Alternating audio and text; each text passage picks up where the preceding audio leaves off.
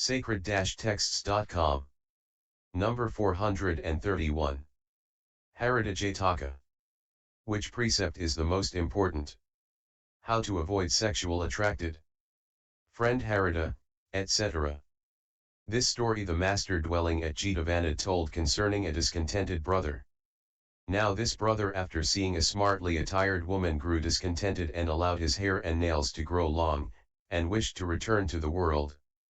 And when he was brought against his will by his teachers and preceptors to the master, and was asked by him, if it were true that he was a backslider, and if so why, he said, "Yes, your reverence, it is owing to the power of sinful passion, after seeing a beautiful woman." The master said, "Sin, brother, is destructive of virtue, and insipid withal, and causes a man to be reborn in hell, and why should not the sin prove your destruction? For the hurricane that smites Mount Sinai is not ashamed to carry off a withered leaf. But owing to the sin men who walk according to knowledge and wisdom, and have acquired the 5 faculties and the 8 attainments, though they were great and holy men, being unable to fix their thoughts, fell away from mystic meditation."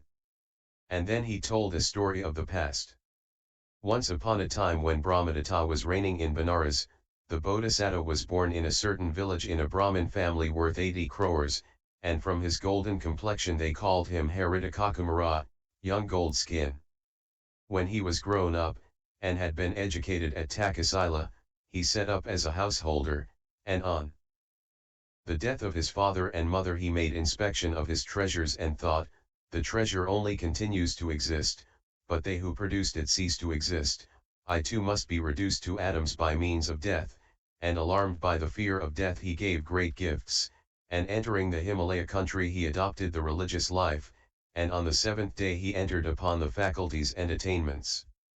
There for a long time he lived on wild fruit and roots, and going down from the mountain to procure salt and vinegar, he in due course reached Benares.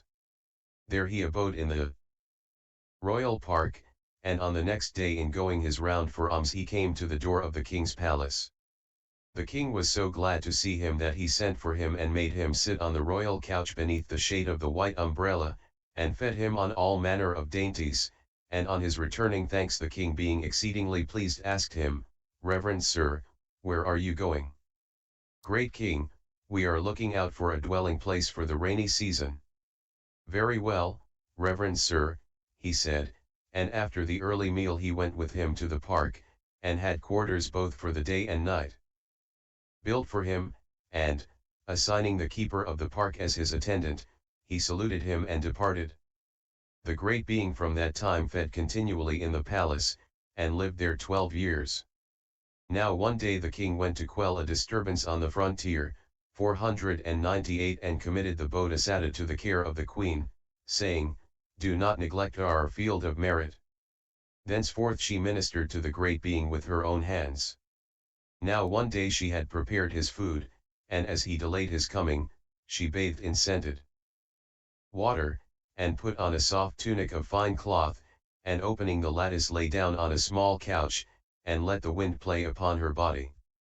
And the Bodhisatta later on in the day, dressed in a goodly inner and outer robe, took his alms bowl and walking through the air came to the window. As the queen rose up in haste, at the rustling sound of his bark garments, her robe of fine cloth fell from off her. An extraordinary object struck upon the eye of the great being. Then the sinful feeling, that had been dwelling for countless eons in his heart, rose up like a snake lying in a box, and put to flight his mystic meditation.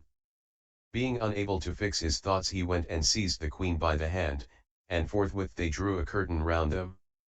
After misconducting himself with her, he partook of some food and returned to the park. And every day thenceforth he acted after the same manner. His misconduct was blazed abroad throughout the whole city. The king's ministers sent a letter to him, saying, "Harita, the ascetic, is acting thus and thus." The king thought, "They say this, being eager to separate us," and disbelieved it.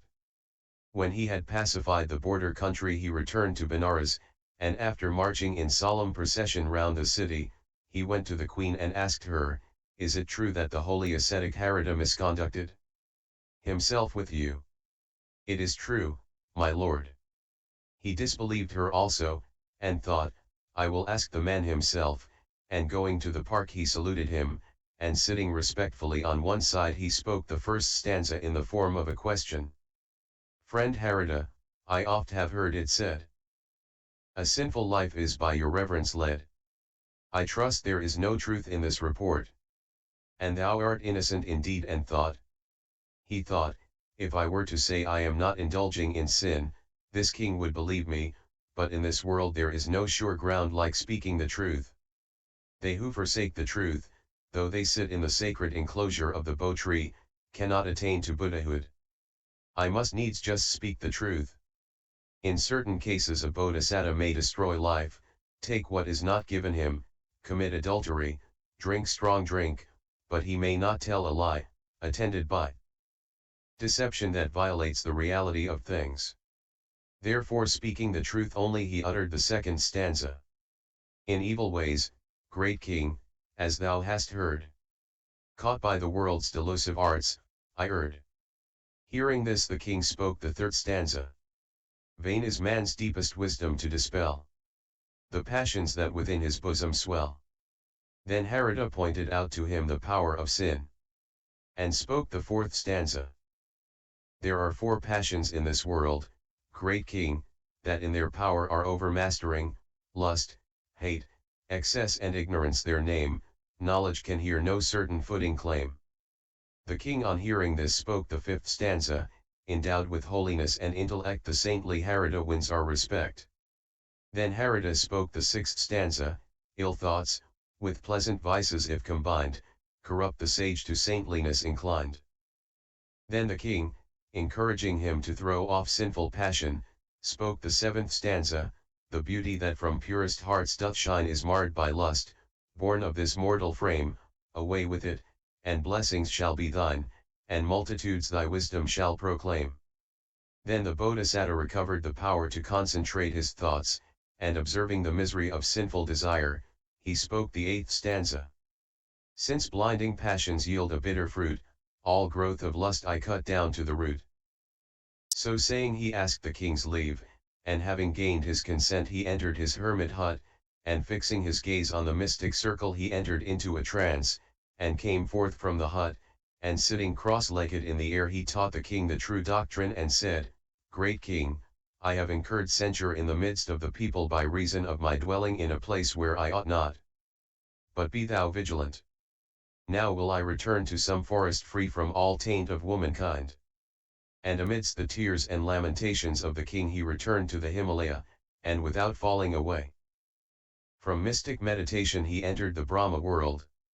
The master knowing the whole story said, Thus Harita for truth right stoutly did contend, and lust forsaking did to Brahma world ascend. And having in his perfect wisdom spoken this stanza, he declared the truths and identified the birth. At the conclusion of the truths the worldly-minded brother attained to sainthood. At that time the king was Ananda, Harita was myself. https://sacred-text.com/bud/j3/j3132.htm.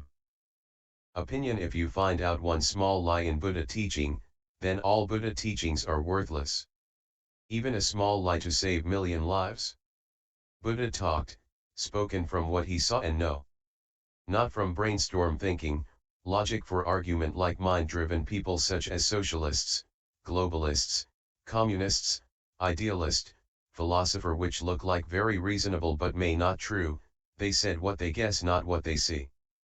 They said by mind driven for the end justify the mean. So run away like Buddha instead of practicing love meditation.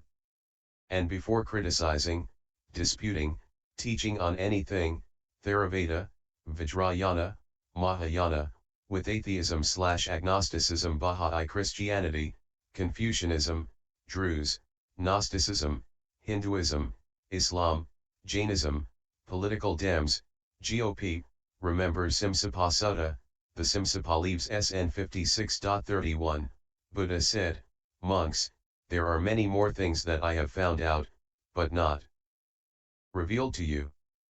What I have revealed to you is only a little.